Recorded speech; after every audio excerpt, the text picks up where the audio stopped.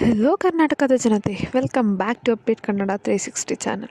So ವಿಡಿಯೋನ start ಮಾಡೋಕ್ಕಿಂತ ಮುಂಚೆ ಇನ್ನೂ ಯಾರೆಲ್ಲ ನಮ್ಮ ಚಾನಲ್ಗೆ ಸಬ್ಸ್ಕ್ರೈಬ್ ಆಗಿಲ್ಲ ದಯವಿಟ್ಟು ಸಬ್ಸ್ಕ್ರೈಬ್ನ ಮಾಡ್ಕೊಳ್ಳಿ ಅಂತ ಹೇಳ್ತಾ, ವಿಡಿಯೋಗೆ ಇಷ್ಟ ಆದರೆ ಒಂದು ಲೈಕ್ನ ಕೊಡಿ ಮತ್ತು ಬೆಲ್ಲೈಕನನ್ನು ಕೂಡ ಪ್ರೆಸ್ ಮಾಡಿ. ಸೊ ವಿಡಿಯೋಗೆ ಬರೋದಾದರೆ, ಗೃಹಲಕ್ಷ್ಮಿ ಬಗ್ಗೆ ಒಂದು ಹೊಸ ಅಪ್ಡೇಟನ್ನು ಬಿಟ್ಟಿದ್ದಾರೆ. ಸೊ ಯಾರ್ಯಾರಿಗೆಲ್ಲ ಮುಂದಿನ ಕಂತಿನ ಹಣ ಬರುತ್ತೆ ಅಂತ ಈ ವಿಡಿಯೋದಲ್ಲಿ ತಿಳಿಸ್ಕೊಡ್ತೀನಿ. ಸೊ ವಿಡಿಯೋನ ಸ್ಕಿಪ್ ಮಾಡದೆ ಕೊನೆವರೆಗೂ ನೋಡಿ. ಸೊ ನಮಗೆಲ್ಲರಿಗೂ ಗೊತ್ತಿರೋ ಹಾಗೆ ಗೃಹಲಕ್ಷ್ಮಿ ಯೋಜನೆ ಮತ್ತು ಅನ್ನಭಾಗ್ಯ ಯೋಜನೆ ಹಣ ಎಲ್ಲ ಫಲಾನುಭವಿಗಳ ಖಾತೆಗೆ ಸೇರ್ತಿಲ್ಲ. ಒಂದೇ ಸ್ವಲ್ಪ ಜನಕ್ಕಷ್ಟೇ ಇಲ್ಲಿವರೆಗೂ 4 ಕಂತಿನ ಬಂದಿರೋದು. ಸೊ ಏನಿದ್ರ ಬಗ್ಗೆ ಅಂತ ಎಲ್ಲ ಈ ವಿಡಿಯೋದಲ್ಲಿ ಡೀಟೇಲಾಗಿ ತಿಳಿಸ್ಕೊಡ್ತೀನಿ. ಬನ್ನಿ ವಿಡಿಯೋನ ಸ್ಟಾರ್ಟ್ ಮಾಡೋಣ.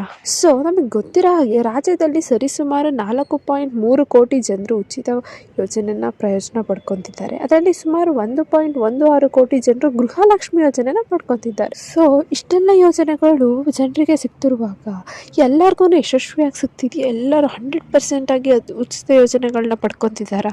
ಇದಕ್ಕೆ ಸರ್ಕಾರದ ಕಡೆಯಿಂದ ಉತ್ತರ ಬರೋದಾದರೆ ಇಲ್ಲ. ಯಾಕಂದರೆ ಇನ್ನು ಗೃಹಲಕ್ಷ್ಮಿ ಯೋಜನೆ ಒಂದು ಕಂತಿನ ಹಣ ಕೂಡ ಎಷ್ಟೋ ಮಹಿಳೆ ಫಲಾನುಭವಿಗಳಿಗೆ ಜಮಾ ಆಗಿಲ್ಲ. ಗೃಹಲಕ್ಷ್ಮಿನೇ ಬಿಡಿ, ಈ ಕಡೆ ಅನ್ನಭಾಗ್ಯ ಯೋಜನೆ ಹಣ ಕೂಡ ಗೊತ್ತಿಲ್ಲ. ಎಷ್ಟೊಂದು ಜನಕ್ಕೆ ಯಾವ ಅಕೌಂಟಿಗೆ ದುಡ್ಡು ಹೋಗಿದೆ ಅಂತಲೂ ಗೊತ್ತಿಲ್ಲ. ಅವ್ರಿಗೆಲ್ಲ ಇನ್ನೂ 1 ತಿಂಗಳು ಹಣ ಕೂಡ ಸಿಕ್ಕಿಲ್ಲ. ಸೊ ಯಾವಾಗ ಗೃಹಲಕ್ಷ್ಮಿ ಯೋಜನೆನ ಜಾರಿಗೆ ತಂದರೋ ಆವಾಗ ಸರಿಸುಮಾರು 1.17 ಕೋಟಿಗಿಂತಲೂ ಹೆಚ್ಚು ಅಪ್ಲಿಕೇಶನ್ನ ಸಲ್ಲಿಸಿದರು. ಇವುಗಳಲ್ಲಿ ಬಹುತೇಕ ಎಲ್ಲ ಮಹಿಳೆಯರ ಖಾತೆಗೂ ಹಣ ವರ್ಗಾವಣೆ ಆಗಿದೆಯಂತೆ. ಆದರೆ ಕೆಲವು ಮಹಿಳೆಯರ ಬ್ಯಾಂಕ್ ಖಾತೆಯಲ್ಲಿ ಇರುವ ದೋಷಗಳಿಂದಾಗಿ ಅಂಥವರ ಖಾತೆಗೆ ಹಣನ ಸರ್ಕಾರದ ಕಡೆಯಿಂದ ಹಾಕೋಕ್ಕಾಗ್ತಿಲ್ವಂತೆ. ಸೊ ಮುಂದಿನ ಕಂತಿನ ಹಣನ ಪ್ರತಿಯೊಬ್ಬ ಫಲಾನುಭವಿಯ ಮಹಿಳೆಯರ ಖಾತೆಗೆ ಜಮಾ ಮಾಡಲೇಬೇಕು ಎಂಬುದು ಈಗ ಸರ್ಕಾರ ಆಲ್ರೆಡಿ ಇವಾಗಲೇ ತುಂಬ ಪ್ರಮುಖ ಉಪಕ್ರಮಗಳನ್ನು ಕೈಗೊಂಡಿತು. ಅದರಲ್ಲಿ ಇವಾಗ ಇತ್ತೀಚೆಗೆ 27ರಿಂದ 29 ಗಂಟೆ ಒಂದು ನಡೆದ ಗ್ರಾಮ ಪಂಚಾಯತಿ ಮಟ್ಟದ ಶಿಬಿರ ಒಂದು. ಸೊ ಅಟ್ಲೀಸ್ಟ್ ಈ ಕ್ಯಾಂಪ್ ಮೂಲಕನಾದರೂ ಯಾವ್ಯಾವ ಮಹಿಳೆಯರಿಗೆ ಇನ್ನೂ ಯಾವ ಕಂತಿನ ಹಣ ಕೂಡ ಬಂದಿಲ್ಲ, ಸೊ ಈ ಶಿಬಿರದ ಮೂಲಕನಾದರೂ ಅವರಿಗೆ ಒಂದು ಪರಿಹಾರನ ಕೊಡಬೇಕು ಅಂದ್ಬಿಟ್ಟು ಸರ್ಕಾರ ಕ್ಯಾಂಪನ್ನು ಆಯೋಜಿಸಿತ್ತು 3 ದಿನ. ಸೊ ಎಲ್ಲ ಮಹಿಳೆಯರು ಗ್ರಾಮ ಪಂಚಾಯತಿ ಮಟ್ಟದಲ್ಲಿ ಏನು ಕ್ಯಾಂಪನ್ನು ಆಯೋಜಿಸಿದ್ರಲ್ಲ ಅಲ್ಲಿ ಹೋಗಿ ಭಾಗವಹಿಸಿದ್ರು. ಮತ್ತು ಭಾಗವಹಿಸಿದವ್ರಿಗೆ ಅವ್ರದ್ದು ಏನಕ್ಕೆ ಖಾತೆಗೆ ಹಣ ಜಮಾ ಆಗ್ತಿಲ್ಲ ಅಂದ್ಬಿಟ್ಟು ಎಷ್ಟೊಂದು ಅಧಿಕಾರಿಗಳು ಅಲ್ಲಿ ಕ್ಯಾಂಪಲ್ಲಿ ಇದ್ರಲ್ಲ, ಸೊ ಅವರೆಲ್ಲ ಒಂದು ಸೊಲ್ಯೂಷನ್ನ ಕೊಡೋಕ್ಕೆ ಟ್ರೈ ಮಾಡಿರ್ತಾರೆ ಅಂತ ನಾನು ಅಂದ್ಕೊಂಡಿದ್ದೀನಿ.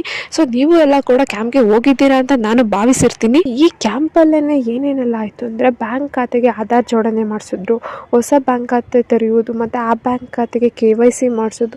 ಸೊ ಇದನ್ನೆಲ್ಲ ಒಂದೇ ಕಡೆ ಕ್ಯಾಂಪಲ್ಲಿ ಮಾಡಿಸೋದು. ಯಾಕಂದರೆ ಈಗ ತುಂಬ ಸಲ ಹೇಳಿದ್ರು, ಸರ್ಕಾರದವ್ರು ಹೇಳಿದ್ರು ನೀವು ಇಷ್ಟೊಂದೆಲ್ಲ ಚೇಂಜಸ್ನ ಮಾಡಿಸ್ಬೇಕು, ಈ KYC ಮಾಡಿಸ್ಬೇಕು, ಆಧಾರ್ ಅಪ್ಡೇಟ್.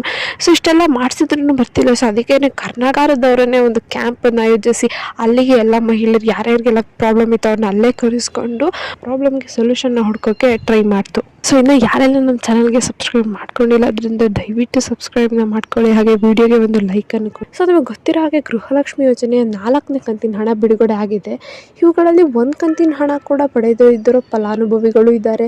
ಆದರೆ ಇನ್ನು ಕೆಲವರಿಗೆ 3 ಕಂತಿನ ಹಣ ಸಿಕ್ಕಿದೆ, 4ನೇ ಕಂತಿನ ಹಣ ಬರಬೇಕಾಗಿದೆ.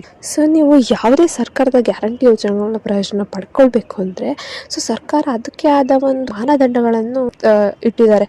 ಸೊ ಅದ್ರ ಅಡಿಯಲ್ಲಿ ಬರೋರಿಗೆ ಮಾತ್ರ ಈ ಸರ್ಕಾರದ ಗ್ಯಾರಂಟಿ ಯೋಜನೆಗಳನ್ನು ಪಡ್ಕೋಬಹುದು. ಯಾರ್ಯಾರಿಗೆಲ್ಲ ಮುಂದಿನ ತಿಂಗಳಿಂದ ಗೃಹಲಕ್ಷ್ಮಿ ಯೋಜನೆ 2,000 ರೂಪಾಯಿ ಹಣ ಬರಲ್ಲ ಅಂತ BPL ಕಾರ್ಡ್ನ ಇಶ್ಯೂ ಮಾಡಬೇಕಾದ್ರೆ ಗೌರ್ಮೆಂಟ್ ಅವರು ಅವ್ರದ್ದೇ ಆದ ಒಂದು ರೂಲ್ಸನ್ನು ಸೆಟ್ ಮಾಡಿರ್ತಾರೆ. ಸೊ ಆ ರೂಲ್ಸಿಗೆ ಎಲ್ಲದಕ್ಕೂ ನಾವು ಎಲಿಜಿಬಲ್ ಇದ್ದರಷ್ಟೇ ನಮಗೆ ರೇಷನ್ ಕಾರ್ಡ್ನ ಅಲೋ ಮಾಡ್ತಾರೆ. ಬಟ್ ಕೆಲವಷ್ಟು ಜನ ಏನು ಮಾಡಿದ್ದಾರೆ ಅಂದರೆ ಡೂಪ್ಲಿಕೇಟ್ BPL ಕಾರ್ಡಿಂದ ಇಟ್ಕೊಬಿಟ್ಟಿದ್ದಾರೆ. ಸೊ ಬಟ್ ಅವರು ಪಡಿತರ ಚೀಟಿ ಅಂದರೆ ರೇಷನ್ ಕಾರ್ಡಿಂದ ಅವರು ಏನು ರೇಷನ್ಸ್ನ ತೊಗೊಳಲ್ಲ, ಜಸ್ಟ್ ಅವ್ರದ್ದು BPL ಕಾರ್ಡ್ ಇರುತ್ತೆ.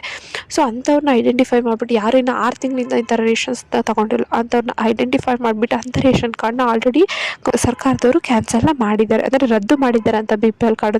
ಸೊ ಅಂಥ ಯಾರ ಹತ್ರ BPL ಕಾರ್ಡ್ ಇತ್ತಲ್ಲ ಅಂಥವ್ರಿಗೆ ಈ ತಿಂಗಳಿಂದ ಅಂದರೆ 4ನೇ ಕಂತಿನ ಹಣ ಬರಲ್ವಂತೆ. ಸೊ ಇದೇ ಒಂದು ಬಿಗ್ ಅಪ್ಡೇಟ್. ಅಂದರೆ ಯಾರಿಗೆ ಈ ಕಂತಿನ ಹಣ ಬರಲ್ಲ ಅಂದರೆ ಯಾರ್ಯಾರ್ದೆಲ್ಲ BPL ಕಾರ್ಡು ರದ್ದಾಗಿದೆಯಲ್ಲ ಅವರಿಗೆ, ಆ ಮನೆ ಯಜಮಾನಿಗೆ ಇನ್ನು ಮುಂದೆ ಗೃಹಲಕ್ಷ್ಮಿ ಹಣ ಬರಲ್ವಂತೆ.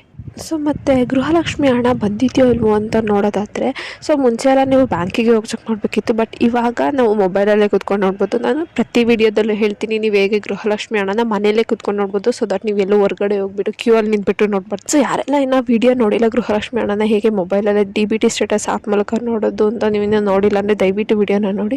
ಸೊ ಪರವಾಗಿಲ್ಲ, ಈ ವಿಡಿಯೋದಲ್ಲಿ ನನಗೆ ಶಾರ್ಟಾಗಿ ಹೇಳ್ಬಿಡ್ತೀನಿ ಹಿಂಗೆ ನೋಡೋದು ಅಂತ. ಸೊ DBT ಕರ್ನಾಟಕ ಅನ್ನೋ ಒಂದು ಅಪ್ಲಿಕೇಶನ್ನ ಪ್ಲೇಸ್ಟೋರಲ್ಲಿ ಇದನ್ನು ಮೊಬೈಲ್ಗೆ ಡೌನ್ಲೋಡ್ ಮಾಡ್ಕೊಳ್ಳಿ. ನಿಮ್ಮದು ರಿಜಿಸ್ಟರ್ಡ್ ಆಧಾರ್ ನಂಬರ್ನ ಎಂಟರ್ ಮಾಡಿ, ಆ ನಂಬರ್ಗೆ ಯಾವುದು ಮೊಬೈಲ್ ನಂಬರ್ ಲಿಂಕ್ ಆಗಿರುತ್ತಲ್ಲ, ಸೊ ಅದಕ್ಕೆ ಒಂದು OTP ಬರುತ್ತೆ. OTP ಹಾಕಿಬಿಟ್ಟು ಲಾಗಿನ್ ಆಗಿ ಅಲ್ಲಿ ಸ್ವಲ್ಪ ಪರ್ಸ್ನಲ್ ಡೀಟೇಲ್ಸ್ನ ಕೇಳುತ್ತೆ. ಆ ಪರ್ಸ್ನಲ್ ಡೀಟೇಲ್ನ ಹಾಕಿಬಿಟ್ಟು ಮತ್ತು ಒಂದು MP ಕ್ರಿಯೇಟ್ ಮಾಡಬೇಕು. MP ಕ್ರಿಯೇಟ್ ಮಾಡಿಬಿಟ್ಟು ನೀವು ನಿಮ್ಮದು ಗೃಹಲಕ್ಷ್ಮಿ ಯೋಜನೆ ಹಣ ಬಂದಿದೆಯೋ ಅಲ್ವೋ ಅಂತ ಈ ಮೂಲಕ ಮೊಬೈಲಲ್ಲೇ ನೋಡ್ಬೋದು. ಸೊ ಯಾರೆಲ್ಲ ಇನ್ನು DBT ಸ್ಟೇಟಸ್ ಹೇಗೆ ಚೆಕ್ ಮಾಡೋದು ಅಂತ ಗೊತ್ತಿಲ್ಲ ಅಂದರೆ ನಮ್ಮ ಚಾನಲಲ್ಲೇ ಒಂದು ವಿಡಿಯೋ ಇದೆ, ದಯವಿಟ್ಟು ಆ ವಿಡಿಯೋನ ನೋಡಿ.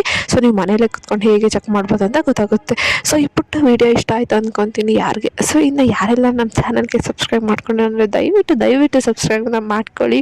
ನೀವು ಜಾಸ್ತಿ ಸಬ್ಸ್ಕ್ರೈಬರ್ಸ್ ಆದಷ್ಟು ನಮಗೆ ಒಂದು ಮೋಟಿವೇಶನ್ ಬರುತ್ತೆ ಇನ್ನು ನ್ಯೂ ಕಂಟೆಂಟ್ಸ್ನ ನಮ್ಮ ಚಾನಲಲ್ಲಿ ಅಪ್ಲೋಡ್ ಮಾಡೋಕ್ಕೆ.